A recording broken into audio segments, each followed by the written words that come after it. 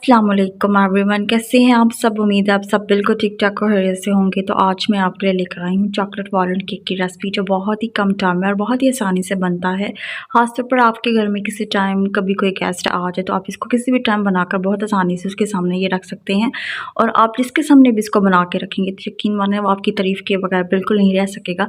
तो यहाँ पर सबसे पहले जो है ना, हम केक की जो रेसिपी है उसको देखते हैं। सबसे पहले हम लोग डार्क चॉकलेट ले लेंगे। डार्क चॉकलेट जो है हम लोगों को 1 कप चाहिए, तो हम लोग एक बॉल के बीच में ऐड कर देंगे। इसके बाद जो है हम लोगों ने 1 कप जो है बटर चाहिए। बटर आप ले लें कोई सा भी।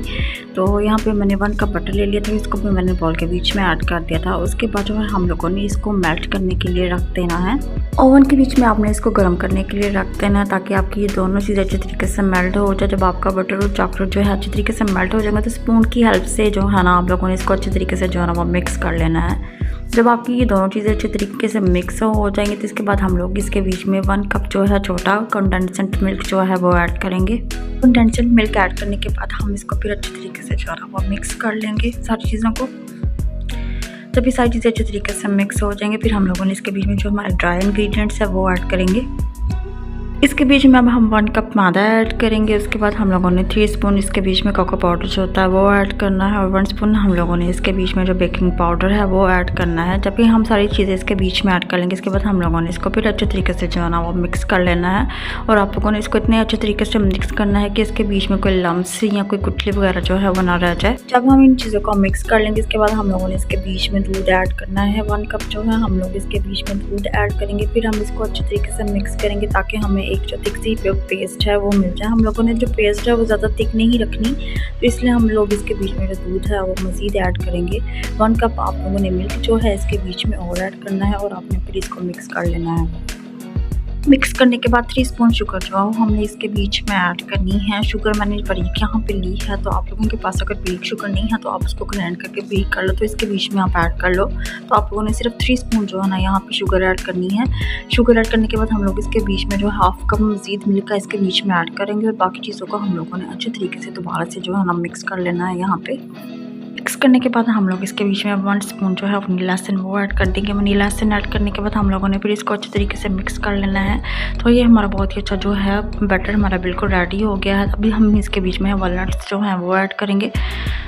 वॉलनट्स ऐड करने के बाद जो है हम लोग इसको फिर अच्छे तरीके से मिक्स कर लेंगे, ताकि जो है हमारे बैटर के बीच में वॉलनट्स का टेस्ट जो है वो भी आ जाए। इसके बाद हम लोगों ने यहाँ पे एक बर्तन लेना है जिसके बीच में हम लोग अपना केक जो है रेडी करेंगे। मैंने इसके नीचे जो है इसको अच्छे तरीके से जो है ऑयल के साथ ग्रीस कर दिया था, ऊपर मैंने बटर पेपर लगा दिया था। बटर पेपर के ऊपर भी जो है मैंने इसको ऑयल के साथ अच्छे तरीके से ग्रीस कर लिया था। अब हम इसके बीच में जो हमारा केक का बैटर है वो हम ऐड करेंगे। केक का बैटर इसके बीच में ऐड करने के बाद जब हम लोग इसको पूरा केक के बैटर को इसके बीच में ऐड कर लेंगे, इसके बाद हम लोगों ने जो है अपने बर्तन को इस तरीके से हिलाना है ताकि जो आपका केक का बैटर है वो अच्छे तरीके से बर्तन के बीच में सेट हो जाए। 2 से 3 बार इस तरीके से बर्तन को हिलाने के बाद जब आपका जो बैटर है बर्तन के बीच में अच्छे तरीके से सेट हो जाएगा, इसके बाद आपने इसके ऊपर जो वॉलनट जो है अपने वो दोबारा से ऐड कर देने हैं। यहाँ पे मैंने एक देज की ले ली थी, आप कोई भी नॉर्मल सी देज की ले ले, तो उसको आप चूल्हे पे रख दे। 10 मिनट तक आप उसको प्री हीट होने के लिए रखते हैं। जब वो प्री हीट हो जाएगी तो उसके बाद आप लोगों ने जो हमारा बर्तन जिसके बीच में हम लोगों ने बैटर अपना रेडी किया है केक का, तो आप लोगों ने इसके बीच में इसको रख देना है, और 30 से 40 मिनट तक जो है आप लोगों ने इसको पकने के लिए दाम के रख देना है। 30 से 40 मिनट के बाद जो है हमारा यहाँ पे केक बिल्कुल रेडी हो गया था, तो मैंने इसको यहाँ से जो है देचकी के बीच में से निकाल लिया था। इसके बाद हम लोगों ने इसको थोड़ी देर ठंडा होने के लिए रख देना। जब ये ठंडा हो जाएगा थोड़ा सा, इसके बाद फिर हम लोगों ने बटर पेपर की हेल्प से इसको पकड़कर जो है इस बर्तन से इसको हमें निकाल लेना है, और दूसरी प्लेट में हम लोग रख देंगे। तो दूसरी प्लेट में भी जब हम इसको रखेंगे तो दोबारा से हम लोग इसको बटर पेपर से भी निकाल लेंगे, तो बहुत ही आसानी से बटर पेपर के बीच में से भी निकल जाता है। बटर पेपर से भी निकालने के बाद अब हम इसको सर्विंग प्लेट के बीच में ऐड करेंगे। ऊपर से मैंने इसके जो चॉकलेट टॉपिंग है वो लगा दी थी।